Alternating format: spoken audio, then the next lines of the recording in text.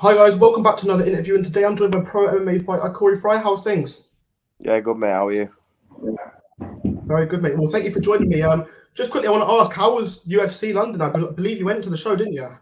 Yeah, mate. Unbelievable experience. Very inspiring and motivating. Definitely. Is there any fights that you liked seeing live the most? Any ones that kind of stick with you? Obviously, Paddy the Baddy was like unbelievable.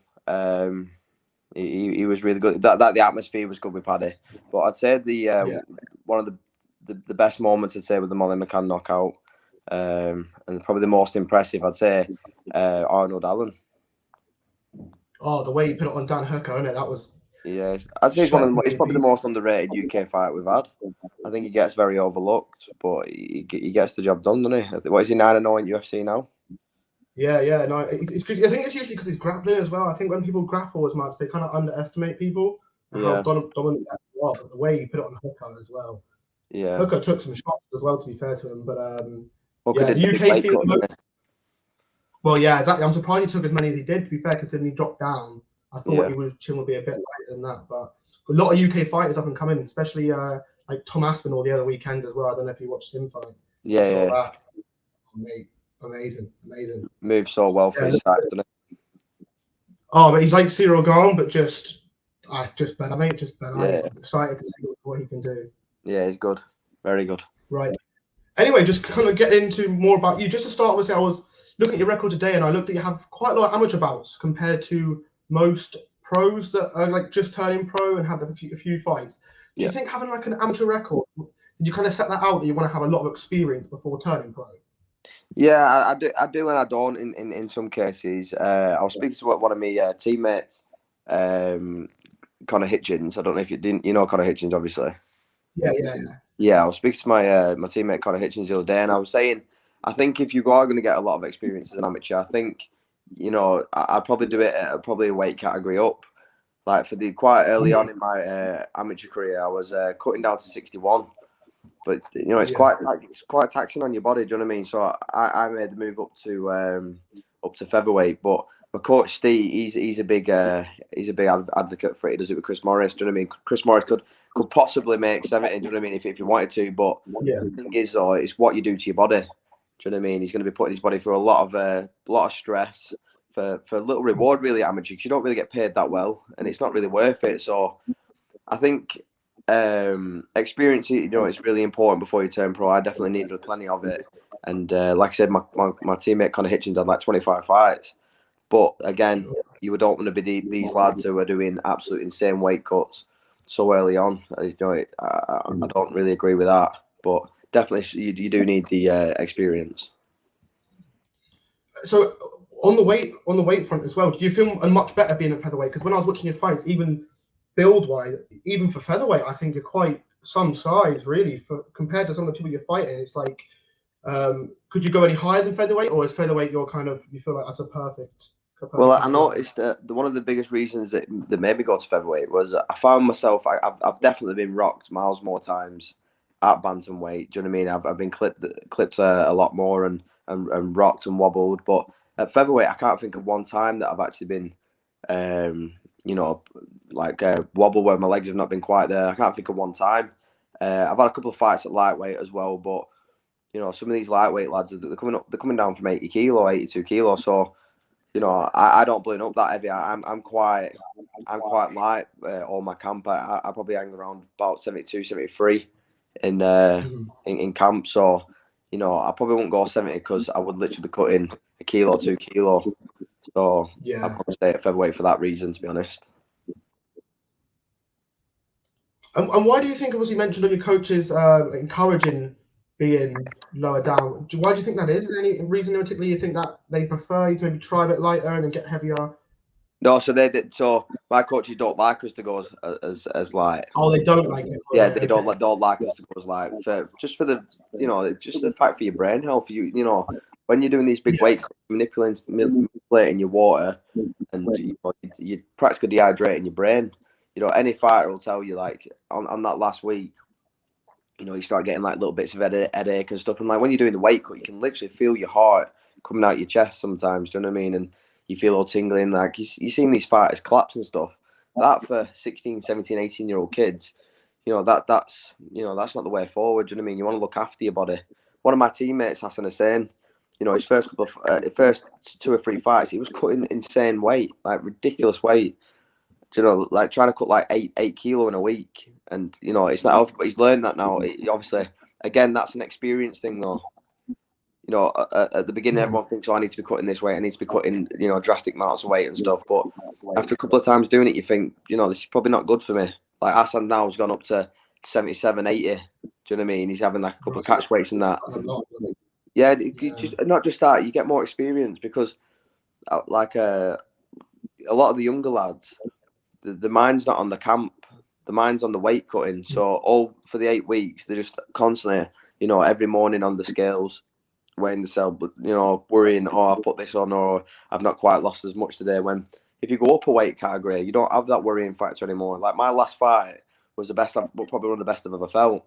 And the reason where I fought at a 68 catch weight, so it took the stress element away from my weight cutting. I could just focus on my camp and getting, the best version of myself. So I think with like a lot of the young lads, they spend too much time worrying about the weight. I think, whilst you're young, it's all about that activity, just keeping yourself active, keep yourself in camp, and keep yourself healthy. Yeah, because I can imagine there's only a certain amount of times you can actually put yourself through that, like the extreme cuts. Like they always say, especially today in MMA, well, always in MMA, really, it's always the cut that's the battle, isn't it? Than actually stepping in there. So it's a funny one on the weight cuts. Like I personally think there should be more weight classes in the whole scene of MMA because people cut so much weight. Like you said before, if you went up to lightweight, that's the difference between someone from just cutting massive amounts of weight. Well, yeah, but yeah. So I weigh in at 60. So you're talking £8, just over £8. That's the next, which is over half a stone to my next category. So it's not like you an odd pound or so. You're jumping up, half a stone, which is a lot of weight, especially when you're cutting it. Yeah. So it's easy. Like a lot of people say to me all the time, oh, why don't you just go up a weight category? And it's like, it's easy for you to say sat on the other side of a cage. Do you know what I mean? When you're stood looking across at a guy and you're thinking he's double the size of me, do you know what I mean? When he's going to be on top, you're like a brick. Do you know what I mean? That's when it's easy to say, but it's when you're in there and you've got someone who has done a big cut, you do feel it. Yeah. And just also on the weight front, so obviously now you're back at featherweight. I was watching obviously some of your fights today, and I was just wondering, you prefer to fight out of the orthodox? That is right. That's your preferred stance. Yeah. Yeah. So when you throw shots, do you think it's your right hand? Is your right hand your power hand? Because I've seen you clip people with your left hand, and it's your left that drop people nearly instantly. Is your right hand your actual power hand? No. So I'm left-handed but right-footed. So my power hand is also obviously that's the hand that's the fast hand as well. I have that front. So if my left hook doesn't get the job done, then they're walking into the power side of my kick. So look at a lot of knockouts. If I haven't knocked them out with the left hook, usually I've knocked them out with the right head kick. So it worked. But that's come from like an early thing. I went into kickboxing when I was quite young. And I don't think they actually asked me if I were left-handed. I think they just put me into orthodox and just drilled from orthodox. So I think I just kind of like fell into that as well. But in the long run, it's benefited me because it's a big advantage when it comes to striking.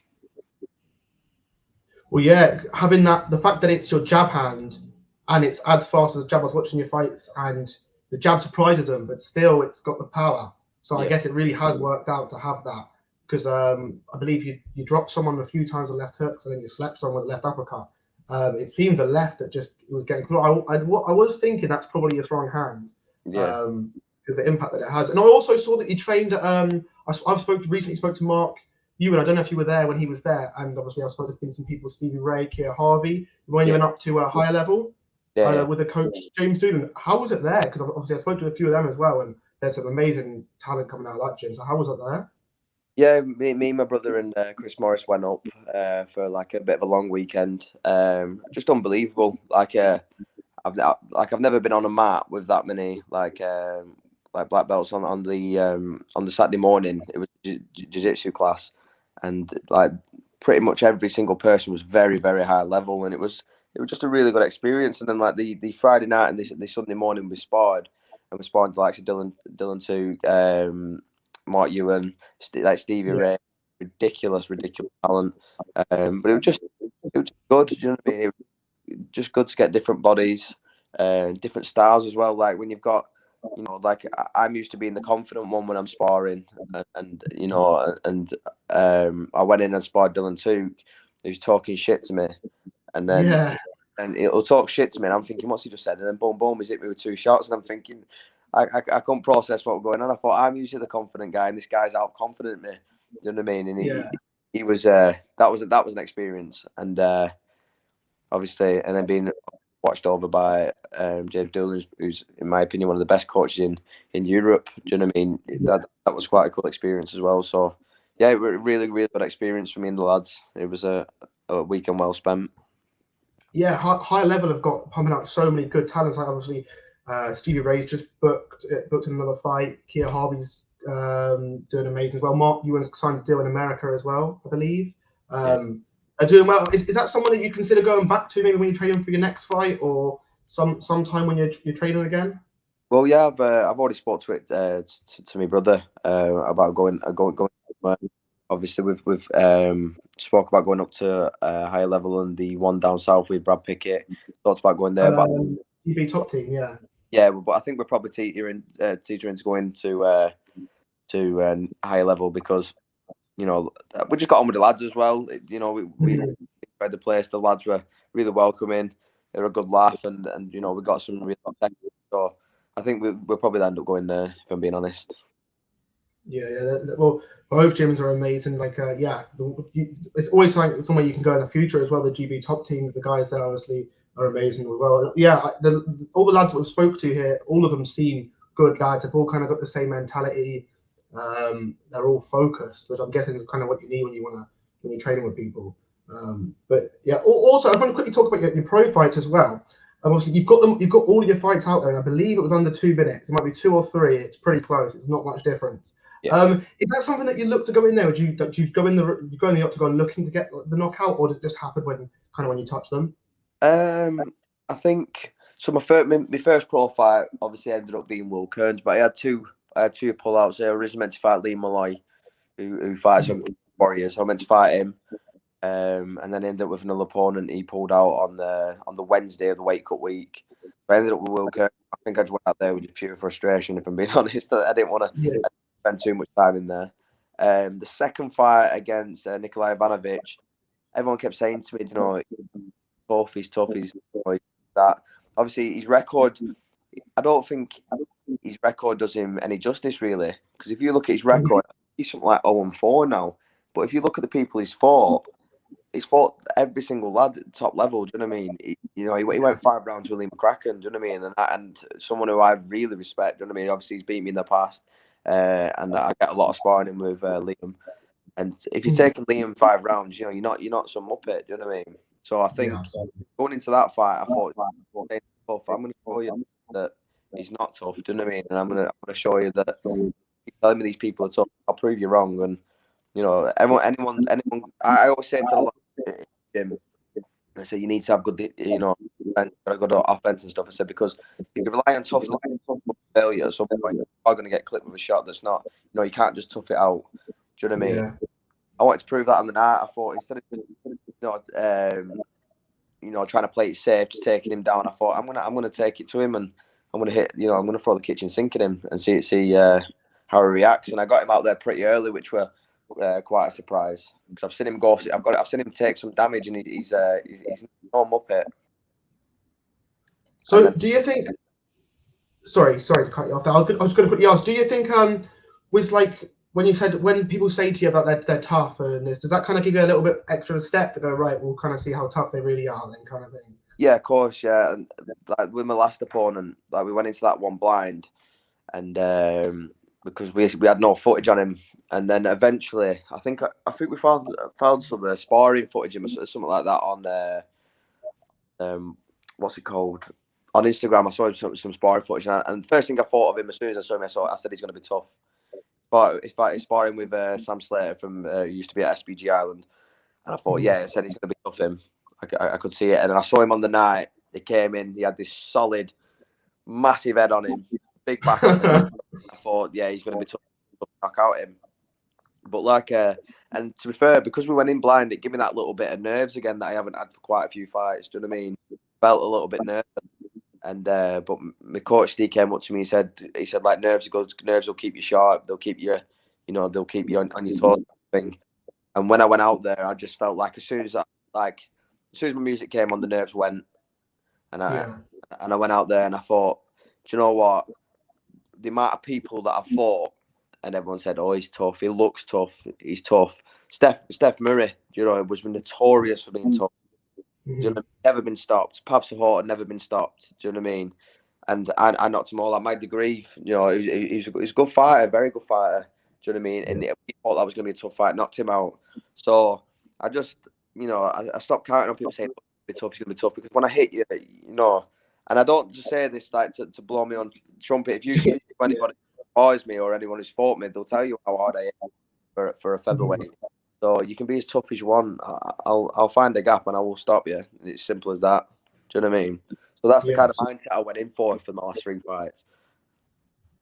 And that's what I mentioned about your weight differences, because I thought maybe you might weigh a bit heavier and cut quite a bit of weight, because the power that I've seen that you have in featherweight is quite, like, you don't see it as much really. You see people get finished by combinations and then one's got through, but does it surprise you sometimes when you catch somebody and you just see them completely drop?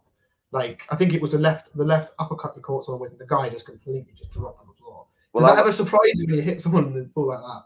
Yeah, well, I said this to my coach. He just said, I dropped him the shot before that one. I caught him with a straight right hand. But I said to my coach, I said, I knew when I landed that weren't it. Do you know what I mean? And I always say, I could feel I could feel the click. I know it sounds stupid, but I've said this since. I think the first person I knocked out, when I had this feeling about it, was Pav. I caught Pav with a shot, and I said I didn't even have to look. I knew, like, when I landed it, I knew it was like so flush, and that was the same. The 1-2, I thought, now I'm going to get him out of that, and then the uppercut, you can see the delay of the follow up. I caught him and I thought, yeah, he's gone. Yeah. And then I saw the ref like not quite standing in, so I thought, right, I'm gonna have to hit him again for the ref to stop it. So so like I could just feel. I know when I've when it's done. Do you know what I mean? Yeah. So is it like, so as soon as is it when you connect kind of thing? Like, right, that's it. Like, you can feel it, or it's just there. I could just feel like with my commitment when I've committed to a shot and I've landed it.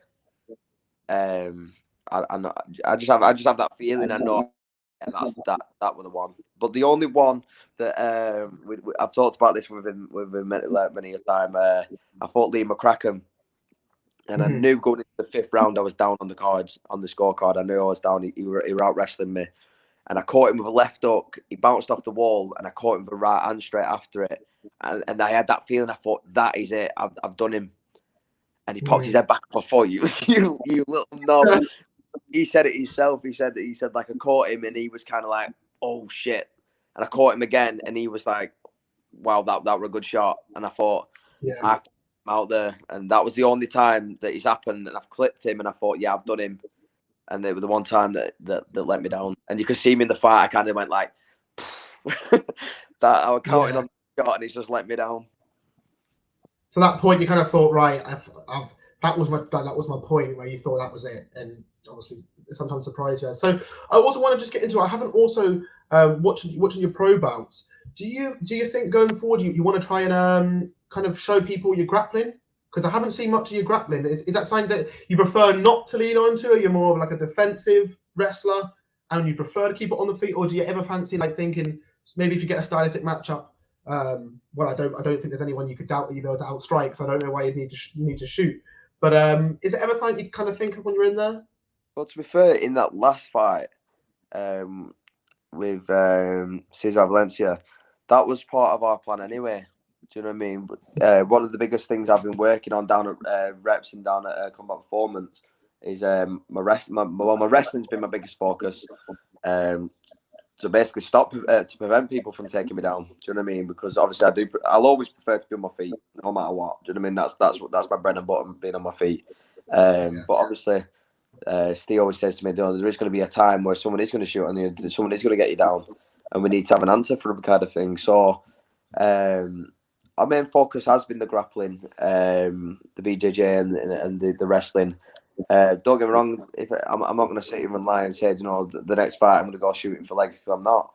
Do you know what I mean? But you know, if it comes to it and I need my wrestling, I need my grappling, I want to be, you know, fully equipped for it.